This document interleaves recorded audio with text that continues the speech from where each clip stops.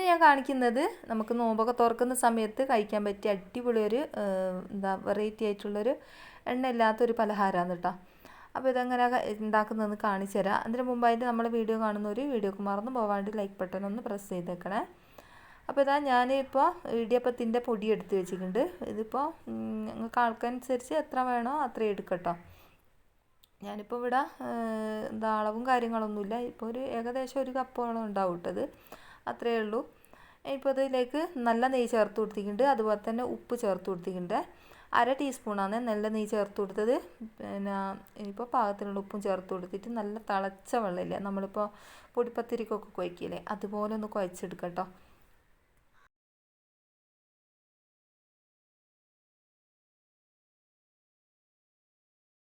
നിങ്ങൾക്ക് വേണമെങ്കിൽ അടുപ്പിൽ വെച്ചിട്ട് വാട്ടിയെടുക്കുകയും ചെയ്യാം കേട്ടോ. നിങ്ങൾക്ക് ഏതാ എളുപ്പം എന്ന് വെച്ചാൽ അതുപോലെ ചെയ്താൽ മതി. ഇപ്പോൾ നമ്മൾ പൊടിപ്പത്തിരിക്കൊക്കെ ആക്കിയില്ലേ, അതുപോലെ തന്നെ ചെയ്തെടുത്താൽ മതി.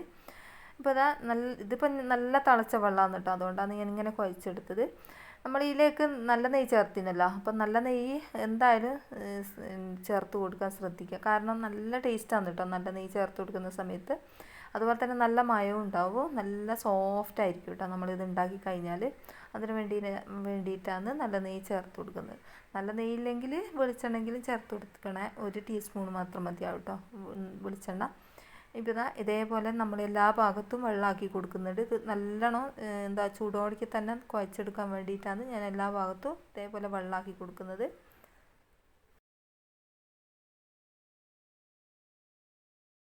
ഇതിപ്പം പൊടിക്ക് നല്ല ചൂടൊക്കെ വെച്ചാൽ നമ്മളിപ്പോൾ ഒരു ഇളം ചൂടിൽ കുഴച്ചാൽ മതിയാവും കേട്ടോ. നല്ല സോഫ്റ്റ് ആക്കണം എന്നുള്ളൂ. ഇനിയിപ്പോൾ വെള്ളം കുറവാണെച്ചാൽ കുറച്ച് പച്ചവെള്ളത്തിൽ കൈ മുക്കിയിട്ടൊന്ന് കുഴച്ചാൽ മതി കേട്ടോ. അപ്പോൾ കറക്റ്റ് പാകമായിട്ട് വന്നോളെ. അപ്പോൾ ഇതേപോലെ ഒന്ന് ഞാൻ കുഴച്ചെടുക്കട്ടെ.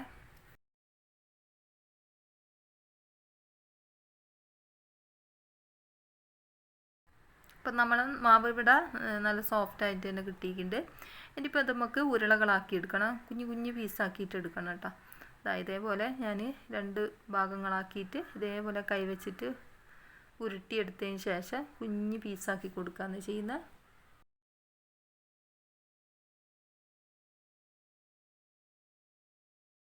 അപ്പോൾ ഇത്രയുള്ള ഒരു ഉരുള ഞാൻ ആക്കിയെടുത്തിട്ടുണ്ട്. അപ്പോൾ നിങ്ങൾക്ക് ഇതിലും വലുതാൻ വേണ്ടിയെന്ന് വെച്ചാൽ വലുതാക്കുക കേട്ടോ, കുഴപ്പമൊന്നുമില്ല. ഇപ്പോൾ മുഴുവനായിട്ട് ഞാൻ ഇതേപോലെ ഉരുളകളാക്കി എടുക്കട്ടെ.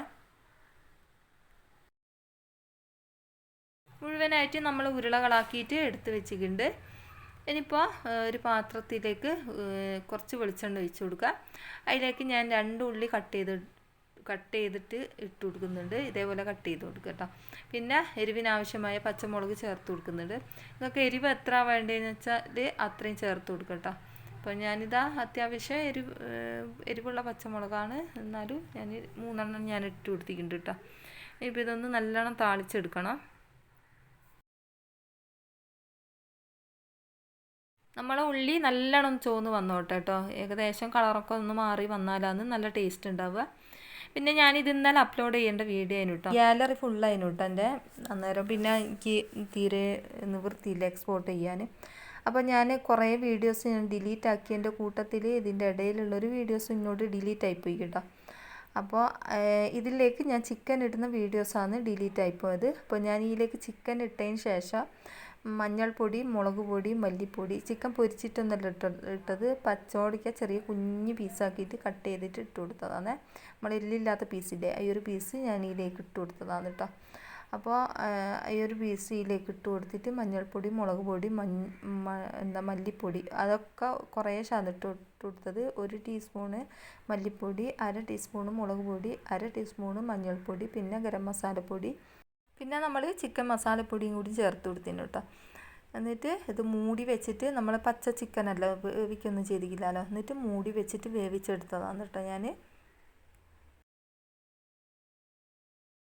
കണ്ടില്ലേ, ഇതേപോലെ ഞാൻ മൂടി വെച്ചിട്ട് വേവിച്ചെടുത്തു. അപ്പോൾ അതിൻ്റെ അകത്തുനിന്ന് വെള്ളമൊക്കെ ഇറങ്ങി വന്നിട്ട് വെന്ത് നല്ലോണം സോഫ്റ്റായിട്ട് വന്നിട്ട് കേട്ടോ. അപ്പോൾ വെള്ളം കുറവാണെന്ന് കുറച്ച് വെള്ളം ചൂടുവെള്ളം ഒരു കാൽ കപ്പ് ചൂടുവെള്ളം ഒഴിച്ച് കൊടുത്തിട്ട് നല്ലോണം വേവിച്ചെടുക്കുക കേട്ടോ. എന്നിട്ട് ഇതേപോലെ വറ്റിച്ചെടുത്താൽ മതിയേ. അതേപോലത്തെ മസാല ആണ് കേട്ടോ, മസാല അടിപൊളിയാണ് കേട്ടോ. പിന്നെ ലാസ്റ്റ് നമ്മൾ മല്ലിച്ചപ്പും കൂടി ചേർത്ത് കൊടുത്തിട്ട് ഇതേപോലെ ഇളക്കി കൊടുത്താൽ മതി. അപ്പോൾ ഇത്രയേ ഉള്ളൂ ഇതിൻ്റെ മസാല കൂട്ടിട്ട് അടിപൊളി ടേസ്റ്റാണ് കേട്ടോ. ഒരു പ്രാവശ്യമെങ്കിലും ഇതുപോലെ ഒന്ന് ചെയ്ത് നോക്കേ. ഇനി ഞാൻ ഇതേപോലത്തെ പത്തിരി പ്രസ് വെച്ചിട്ട് ഒന്ന് അമർത്തി കൊടുക്കുന്നുണ്ട് കേട്ടോ. ഇതേപോലെ ഒന്ന് അമർത്തി കൊടുക്കുക. ഇതാ കണ്ടില്ലേ, നല്ല നൈസായിട്ട് തന്നെ കിട്ടിയിട്ടുണ്ട്. ഇനിയിപ്പോൾ അത് നമുക്ക് ഒരു ഇലയിലേക്ക് മാറ്റി കൊടുക്കാം.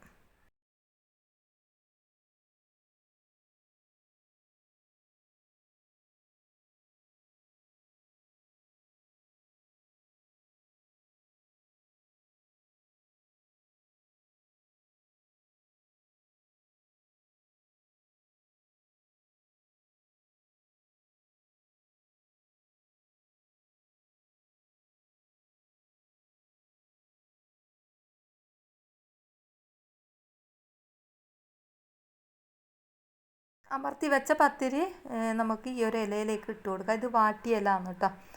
ഇനിയിപ്പോൾ അതാ ഇത് നല്ല സോഫ്റ്റാണ്, നല്ല താള് പോലെ ഉണ്ട് കേട്ടോ. അപ്പോൾ കണ്ടാൽ തന്നെ നിങ്ങൾക്ക് മനസ്സിലാവും. ഇതാ കണ്ടില്ലേ, ഇതേപോലെ ഇനി വെച്ച് കൊടുക്കാം.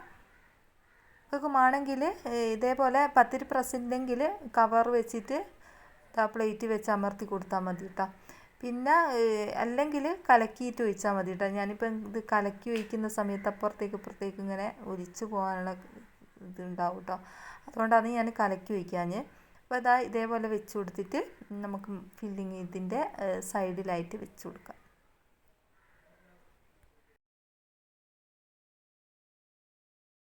സൈഡിലേക്ക് വെച്ച് കൊടുത്തതിന് ശേഷം നമുക്ക് ഇതേപോലെ ഒന്ന് മടക്കി കൊടുക്കട്ടോ.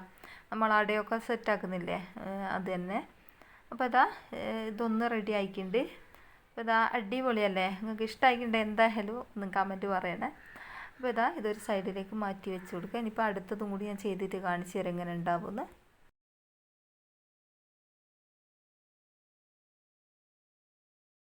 ഇതുപോലെ തന്നെ പത്തിരി പ്രസ് വെച്ചിട്ട് ഒന്ന് അമർത്തി കൊടുക്കുക. എന്നിട്ട് നമ്മൾ ഇല വെച്ചതിന് ശേഷം അതിലേക്ക് വെച്ച് കൊടുക്കുക. എന്നിട്ട് ഫില്ലിങ് വെച്ച് കൊടുക്കുക.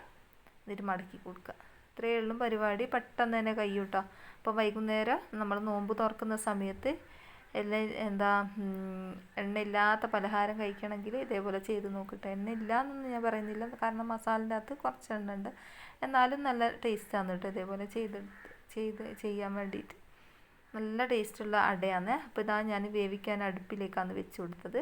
അപ്പോൾ ഇതാ വെന്ത് വന്നിട്ടുണ്ട് നമ്മളട. അടിപൊളിയായിട്ട് കിട്ടിയിട്ടുണ്ട് കേട്ടോ നമ്മളട.